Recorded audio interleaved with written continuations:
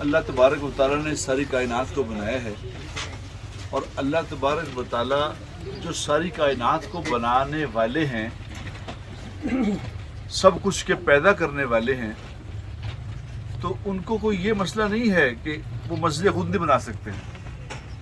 اللہ اگر چاہیں تو جو کن کہہ کے ساری کائنات کو بنا سکتا ہے، اس کے لیے مسجد بنانا مشکل ہے؟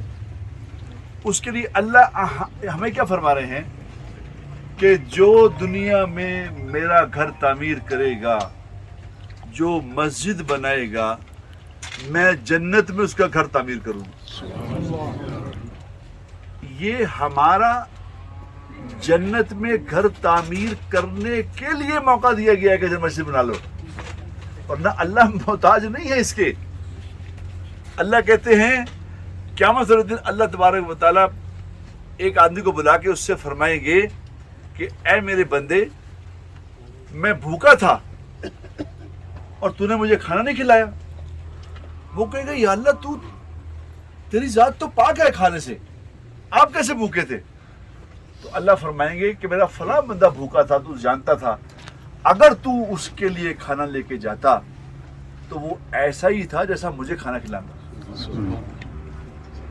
میرے بندے میں بیمار تھا، تو نے میری عیادت نہیں کی، تو بندہ کہے گا یار تو کیسے بیمار ہو سکتا ہے؟ اللہ پاک فرمائیں گے میرا فلاں بندہ بیمار تھا، اگر تو اس کی عیادت کرنے کے لیے جاتا تو ایسا ہی تھا جیسے میری عیادت کی۔ مسجد تعمیر کرنا یہ اللہ کے فضل سے ہے۔ اللہ کے فضل کے بغیر کوئی مسجد نہیں بنا سکتا۔ اور جس زمین پہ مسجد تعمیر ہونی ہے، وہ زمین بنتے ہی، جب زمین بنی تھی یہ طے ہو گیا تھا کہ یہاں مسجد ہی بننی ہے، اور جہاں مسجد بن جائے گی پھر وہاں کچھ اور نہیں بن سکتا۔ اس نے مسجد ہی بننا ہے اور مسجد ہی اٹھائی جائے گی قیامت والے دن۔ اور کتابوں میں بات لکھی ہے کہ جو مسجدیں اٹھائی جائیں گی دنیا سے، جب قیامت آئے گی، مسجد جب اٹھائی جائیں گی تو اللہ تبارک و تعالی مسجدوں کو یہ فرمائیں گے کہ جاؤ جنت میں چلی جاؤ۔ تو مسجدیں کہیں گی یا اللہ تعالیٰ ہم اس وقت تک جنت میں نہیں جائیں گی جب تک کہ ہمیں آباد کرنے والے اور ہمیں بنانے والے ہمارے ساتھ نہیں جائیں گے۔ ابھی یہ واقعہ ہوا ہے سعودی عرب میں، ایک آدمی نے مسجد بنائی۔ یہ واقعہ کوئی قرآن حدیث کا واقعہ نہیں ہے، اسے ترغیب کے لیے ہے۔ ایک آدمی نے مسجد تعمیر کی، اور ساتھ وہ بڑا مالدار آدمی تھا، اور ساتھ اس کو حکم دیا اپنے ٹھیکیدار کو کہ یہ مسجد میں نے تعمیر کر رہا ہوں، اس میں کسی کی ایک اینٹ بھی نہیں لگوانی ہے، سب کچھ جو کچھ بھی اس میں لگے گا وہ میرا ہی لگے گا، کسی اور کا نہ لگے، سب پیسے میرے لگیں گے۔ انہوں نے کہا جی ٹھیک ہے۔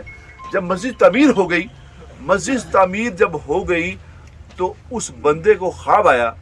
اس نے خواب میں دیکھا کہ کوئی اسے کہتا ہے، کوئی فرشتہ ہے اسے کہتا ہے کہ تجھے مبارک ہو، اللہ نے تیرا جنت میں محل تعمیر کر دیا، اور جس نے اس میں حصہ ڈالا ہے اللہ نے اس کا بھی محل تعمیر کر دیا۔ اب وہ اٹھا تو بڑا حیران ہوا، اس نے کہا میں نے تو حکم دیا تھا کہ اس میں کسی کی ایک اینٹ بھی نہیں لگنی، وہ کس نے حصہ ڈالا ہے؟ اس نے اس ٹھیکیدار کو بلایا، اس نے کہا کس نے اس میں کیا لگایا، کس نے؟ بہت تحقیق کے بعد پتہ چلا کہ مسجد کے سامنے ایک آدمی رہتا ہے، اس نے سیمنٹ کی ایک بوری لگائی تھی اس میں۔ تو اس نے اس کو بلایا، اس نے کہا تم نے اس مسجد میں کیا لگایا تھا؟ اس نے کہا کچھ نہیں، میں نے کہا تھا ایک سیمنٹ کی بوری چلو میری بھی لگ جائے، تو میں نے ایسے لگا کے رکھ دی تھی۔ تو اس نے اس سے کہا کہ سیمنٹ کی بوری کتنے کی تھی؟ اس نے کہا 100 ریال کی تھی۔ اس نے کہا پکڑ 100 ریال۔ اس نے کہا میں نے نہیں لینا۔ اس نے کہا 1000 ریال لے لو، تم 1000 ریال لے لو۔ اس نے کہا میں نے نہیں لینا۔ اس نے کہا 10,000 ریال لے لو۔ اس نے کہا میں نے نہیں لینا۔ اس نے کہا 1,00,000 ریال لے لو۔ تو وہ ہنسنے لگ گیا۔ اس نے کہا ہنستے کیوں ہو؟ اس نے کہا تم چاہے 10 ارب ریال بھی دے دو تو میں نہیں لوں گا، کیونکہ جو خواب تو نے کل دیکھا ہے وہ رات مجھے بھی نظر آ گئی۔ مسجد اللہ کے گھر ہے میرے دوستو، خوش نصیبی ہے ہماری اور آپ کی، یہ جو جتنے کھڑے ہیں سارے، اللہ تو قدرت والا ہے۔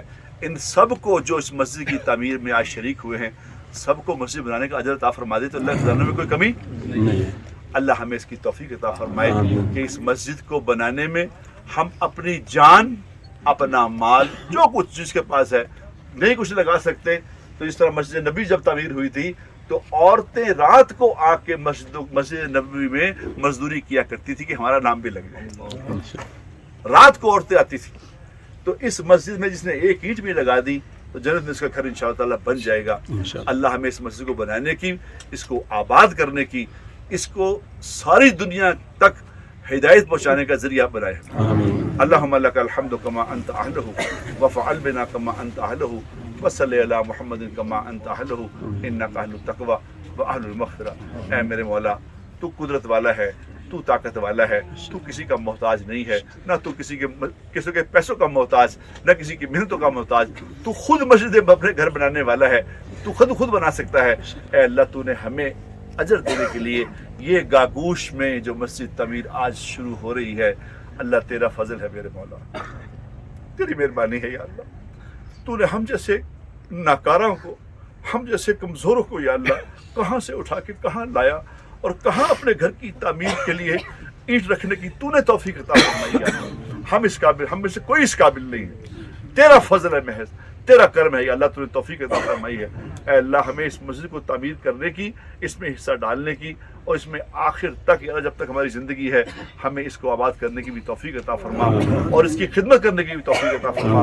اور جتنا یا اللہ یہ گاگوش شہر کا علاقہ ہے اور جتنے یہاں لوگ رہنے والے ہیں، سب کو یا اللہ اس مسجد کے لیے قبول فرما، ان کے خاندانوں کو قبول فرما، ان کی عورتوں بچوں کو قبول فرما، اور اس مسجد کو سارے عالم کے انسانوں کی ہدایت کا ذریعہ بنا۔ یہاں سے اللہ اسی طرح جماعتیں نکلیں جس طرح مسجد نبوی سے نکلا کرتی تھی، جس طرح تیرے نبی نکالا کرتے تھے، یا اللہ یہاں سے اسی طرح جماعتیں نکلے اور ساری دنیا میں تیرا پیغام پھیلانے والی بن جائیں۔ اے اللہ ہمیں اور ہمارے آنے والی نسلوں کو اس کے لیے قبول فرما۔ وصلی اللہ تعالیٰ علی خیر خلقہ محمد وآلہ وصحبہ اجمعین، آمین۔